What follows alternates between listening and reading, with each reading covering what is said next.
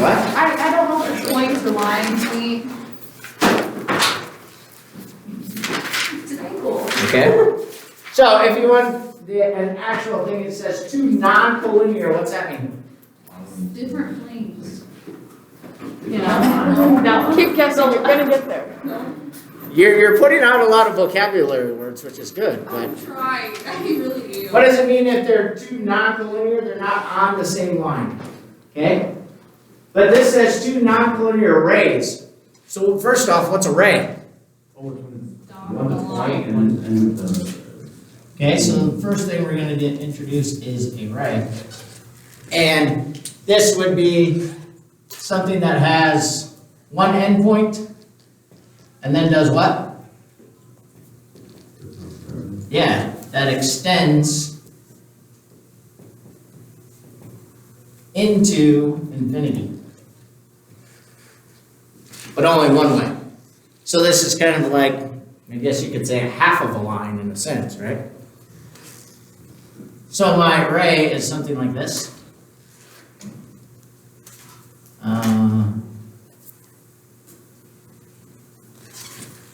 Okay. And we're going to name this by two letters again. But you always start with the endpoint. So in our case, we would call this one what? KB. And just like before, what's important is the little symbol on top, right? So don't forget your symbol that says it's a ray. So I need an arrow just on one side. If you want to put the endpoint down there, you can. You don't necessarily have to. But you always have to start with the endpoint. Okay. So then going back to an angle, they say it's two non-collinear arrays.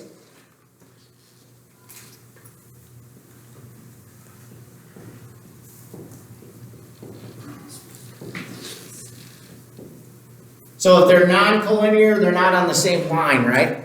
Hannah said the same plane. They're still on the same plane. Okay? Two non-collinear arrays with the same endpoint, though.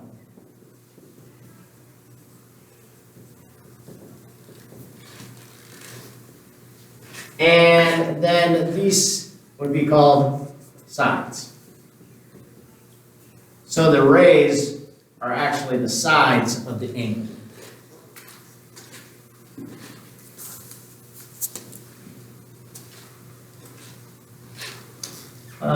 Angles are shown with a symbol. Oh, not M, W. And here you kind of got to be careful, because this could turn into a less than sign very easily, right? So when you draw the angle symbol, you should draw this all the way to like your flat line or your flat surface and then go across. So it doesn't look like a less than sign.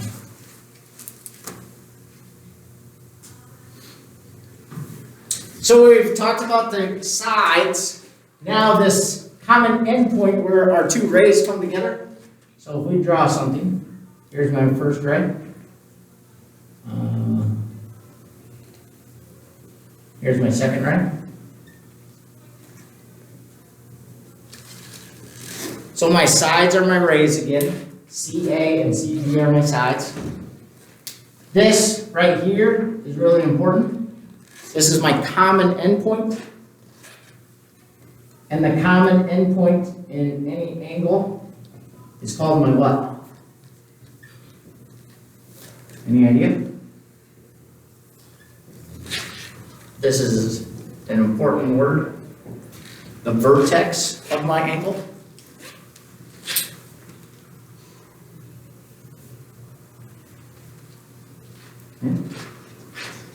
So we have our vertex.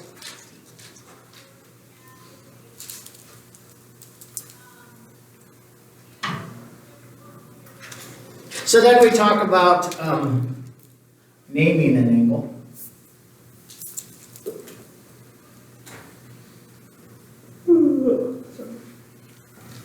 So let's draw a figure here. And my figure is going to look something like this.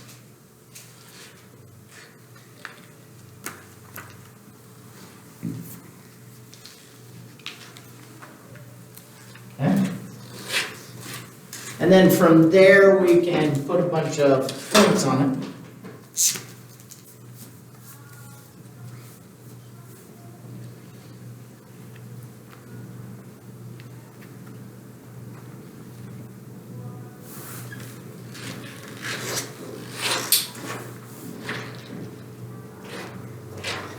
So now, if you looked at this figure right here, how many angles would you say are in the figure?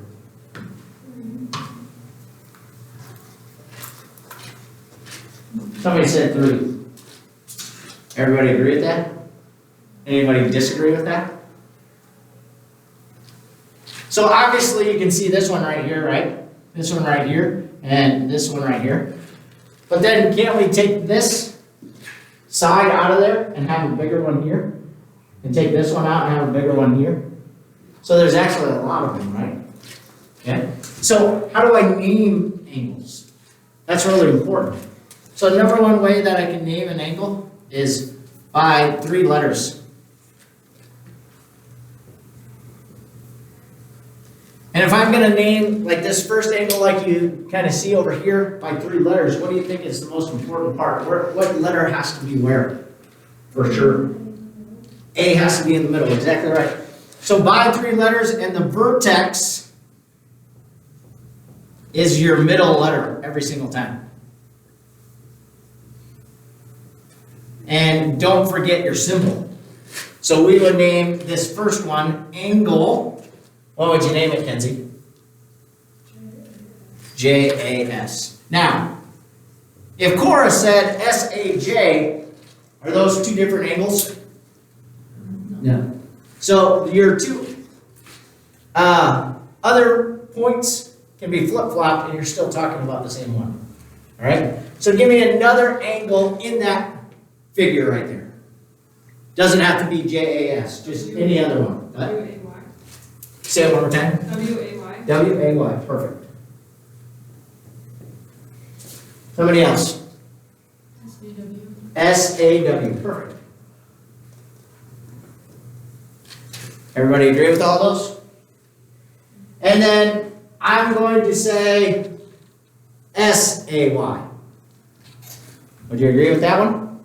So basically, I'm doing the bigger angle or the obtuse angle of W-A-Y and S-A-W.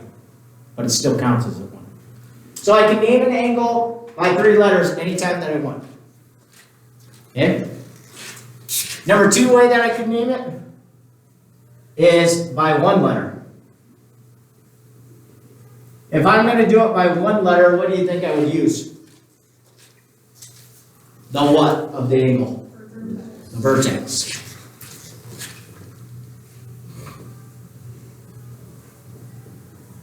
So here's a question for all, and don't say anything out loud, let everybody think for a second. Can I say angle A in this case? And you guys know exactly what angle I'm talking about? Why? Because just about every one of them, or every one of them that we need down here, have A as my vertex, right? So when you're going to do this by 1 letter and by the vertex, it really needs to be the only angle.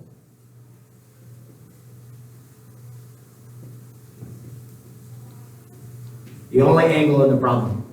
So for instance, if we came back to here, this example right here, we could have called this one angle C and been okay, right? Because there's really only one angle C. Now we could have called it ACB or BCA, but we could use just 1 letter in this. Make sense? Can't do it over here because there's a ton of A's. But I can in this one. Okay. What's my last way, do you think? What's another way that you could name those angles?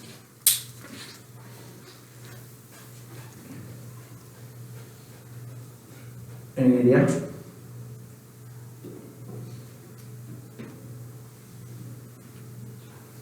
The last way is by a number. Now we don't have any numbers in there, but I could come back and I could write them as 1, 2, and 3. So angle 3 would actually be what? WAY, right? Angle 2 would actually be SAW, and so on and so forth. But I can use numbers also. Now it would be a little harder if I wanted to do SAY with numbers, right? I'd have to say it's a combination of 2 and 3. And we really usually don't do that. So a number is going to be inside, like the vertex of it also. But you can now say angle 3, and instead of angle A, you can say angle 3 because it's specifically inside that one set of sides. Okay? Make sense?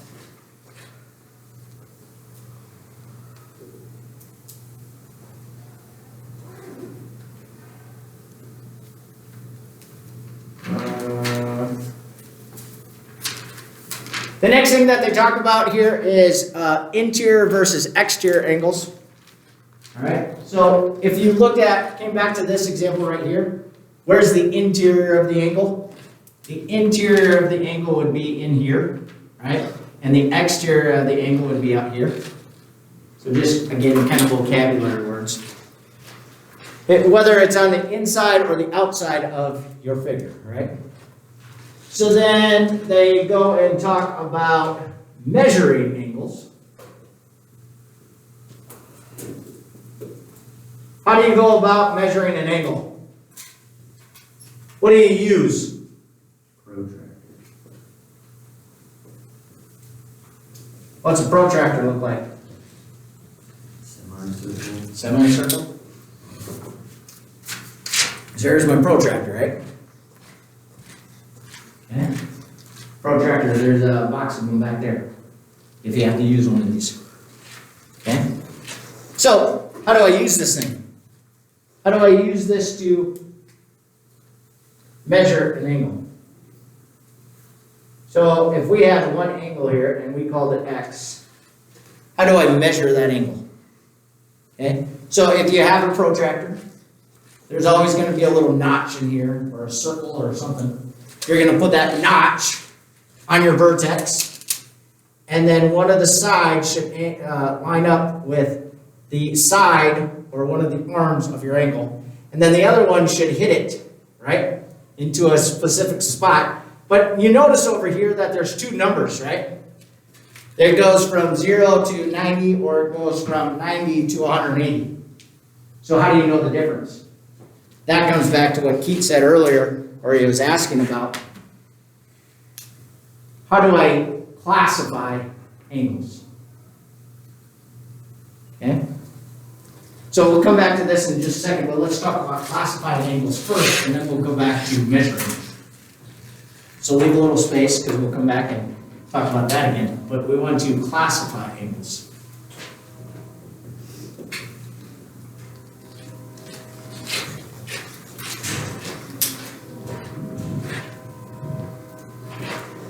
So if I'm going to classify the angles, this is something that you've probably done for quite a while. What are 3 ways that I can classify an angle? By the measure. Or the size of the angle. Obtuse. Okay? What else? Right. Right? Acute. And obtuse. So what's a right angle? Yeah, as 1 90-degree angle and 2 acute angles. So what are acute angles? Yep. So now we have, oh, sorry, this would be for a triangle. We're not necessarily in the triangle right now. So we can just say it has 1 90-degree angle.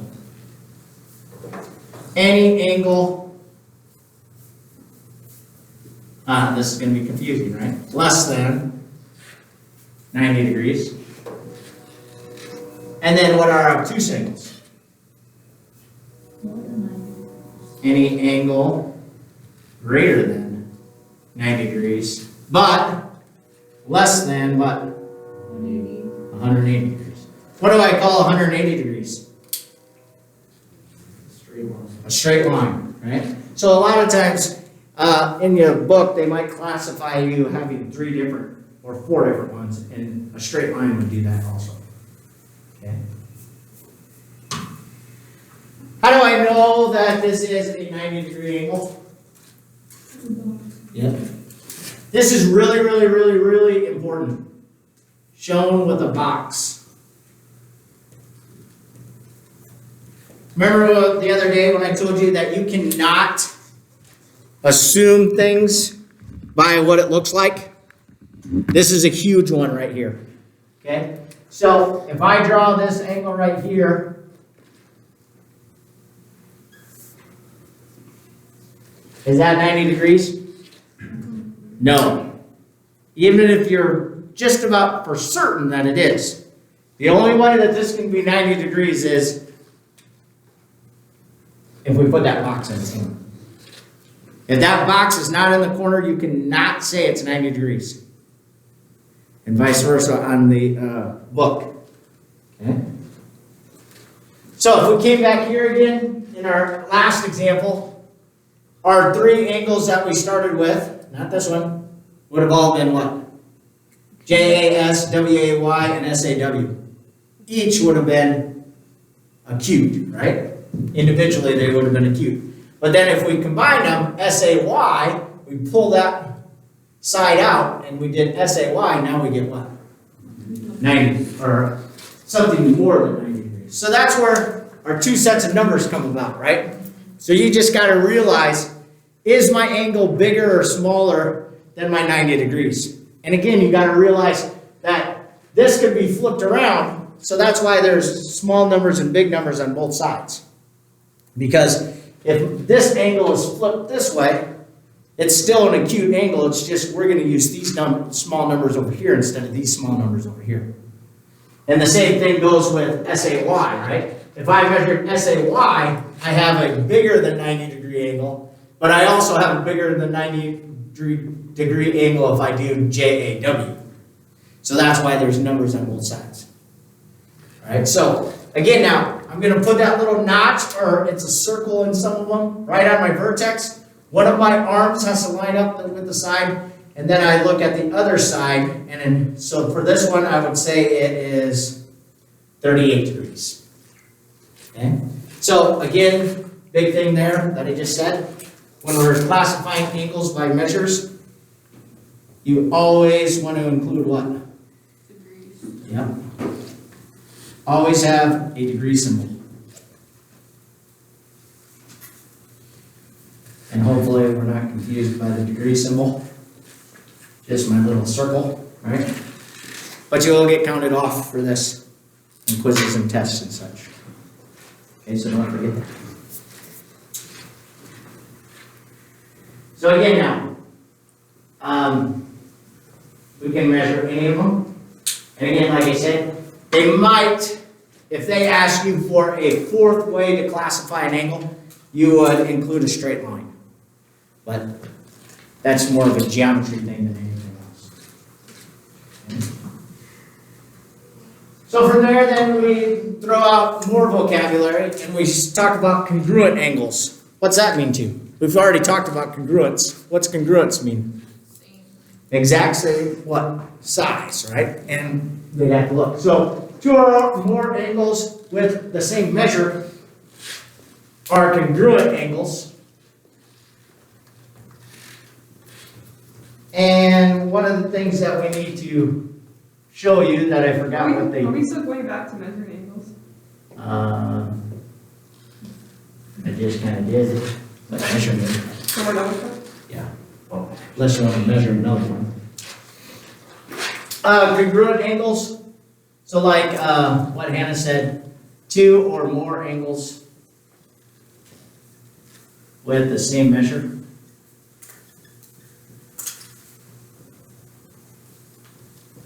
So again, this is really advantageous if they're in opposite directions. Let's just make it simple and call this angle 1 and angle 2. So if I wanted to say angle 1 is congruent to angle 2, how would I do that? How can I show everybody in the world that I know that those two angles two are lines. equal? What? There's two slashes. Okay, so before, when we were talking about segments, we said that we'd use the slashes. Well, we don't really want to use slashes here, but that you're on the right concept. So what could I use in angles that would act as those slashes in segments? Any idea? What? Like a curved bar. So we're going to use a little arc and put it in there. Or, how else could I do it? What other way can nobody really argue that I could write in those angles and everybody would know that they're the exact same measurement? I could also just write what it is, right? You can't argue if one says 38 and the other one says 38. They're the same thing. But more often than not, we're going to use the little arcs, like Dave said. So these are arcs. What Lauren said is exactly right, but we use those when we're talking about segments with the little slashes. Okay? So then, okay with that? So going on with what we talked about yesterday a little bit, we introduced another vocabulary word, which is an angle bisector. So again, if I have an angle, draw some kind of angle. What would we say an angle bisector is? From what we talked about yesterday. What's that word bisector mean again? Split it in half, right? So an angle bisector is simply a ray, maybe it's a segment. That was a weird G. Maybe it's even a line that cuts an angle in half. Right? So if I come back here, I have no idea. But I'm guesstimating here. So again now, how can I be certain that that's an angle bisector? What would they draw on my figure, Dave? Oh, wait, What? Say what you said before. Oh, the arc. The arcs, right? Because if this cuts my overall angle in half, then this has to be congruent to that. Correct? Every single time. So this is where the directions are going to come about. If they say, hey, this ray, KC, they would say KC is an angle bisector, then I automatically know that angle 1 and angle 2 are what to each other? Angle 1 is congruent to angle 2. I know that for certain because of the definition.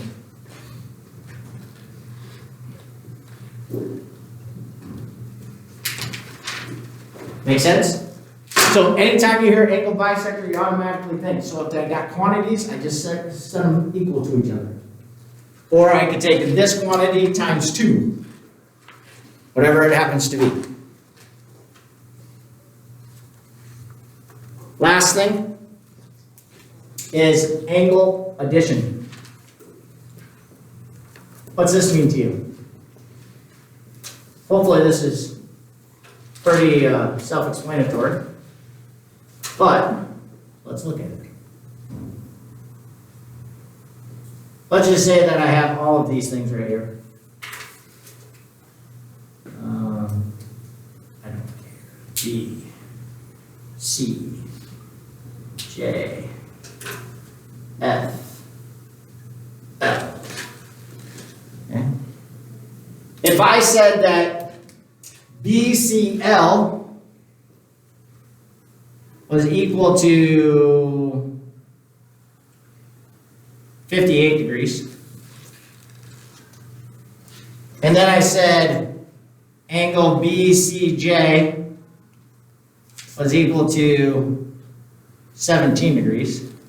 And I said angle FCL is equal to 22 degrees. Can I find out what angle JCF is? So what do you think angle addition means? Angle addition means all of the little ones should do what to the whole thing? Add up to and equal the whole thing. So if I know the whole thing was 58, BCL, that's my whole thing. And then the top one, BCJ, was 17, and this bottom one was 22, how do I find this middle one? Take these two and add them together, and then subtract it from 58. So what's 17 plus 22? 39. 39. What's 58 minus 39? 11. Huh? You were right the first time. See? 19, right? 19. So, 19 degrees. But notice, angle addition then is all the little angles should add up to the big angle. Or the overall, bless you. And then I can use the same concept with an angle bisector, right? Because this angle should add, these two angles should add up to the whole thing. Or get doubled. All right? Questions there? So let's look at a couple examples here. Did you all look at your book yet? Online? No. Forgot. Look at it! Yeah, like 17 Oh my gosh. I'm gonna check on you. There we go. Name all the angles that have B as a vertex. Don't say it out loud, let everybody have a chance. Everybody got an answer? Tell me one angle that has B as a vertex. What? ABD. ABD. Perfect. Another one. ABG. ABG. Another one. GBA. GBA. Wow, same thing. What else? GBE. What about 5? GBD. What about 5? What about 6? GBE. Right? GBE. Okay? Is GBE and GBF any different? Is GBE and GBF different angles? No. No, right? But there's a lot of them, right? In that problem. Okay?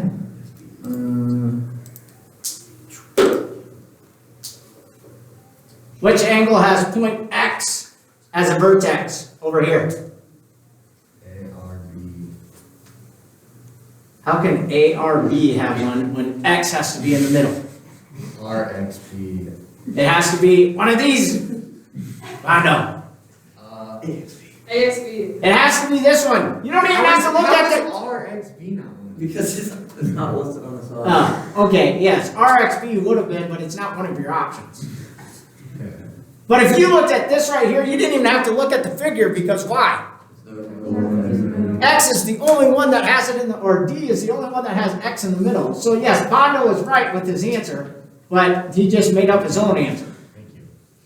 Well, I don't know if you want to be thankful about that, but anyway, you're right. Don't like to say that out loud very often, but. How do I classify angle TYV? TYV. It's a cube. So where is it? It's in the middle. TYV. It's a cube. TYV.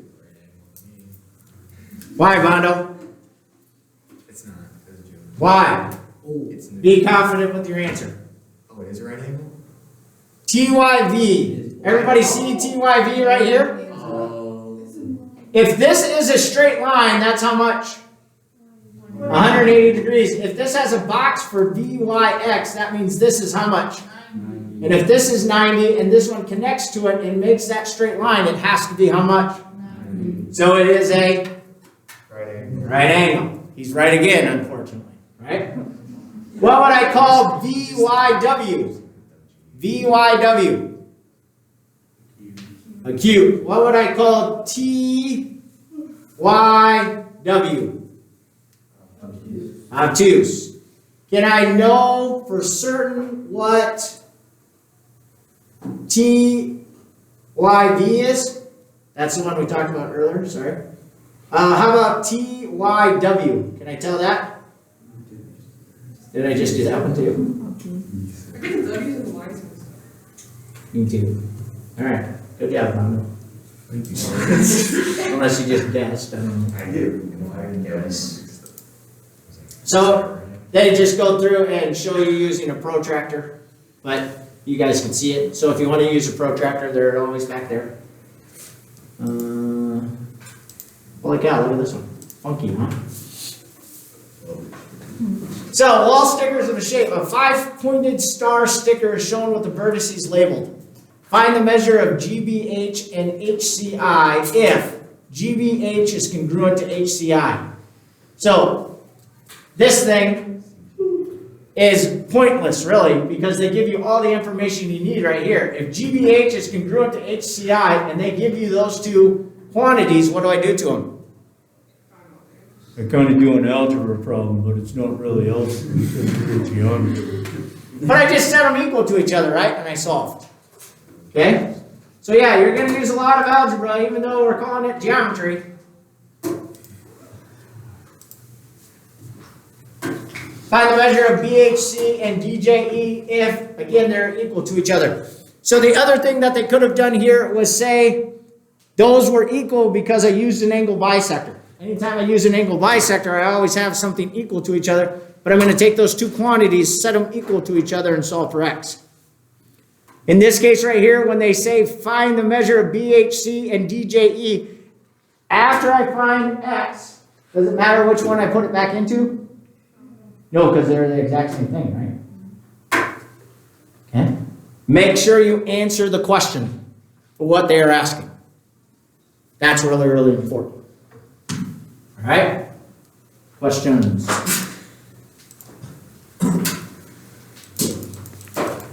So hopefully this isn't real complicated, but there's a lot of new stuff. You're probably going to run out of time here, so if you want to take a picture of this before you leave, that's fine. Because you might run out of time.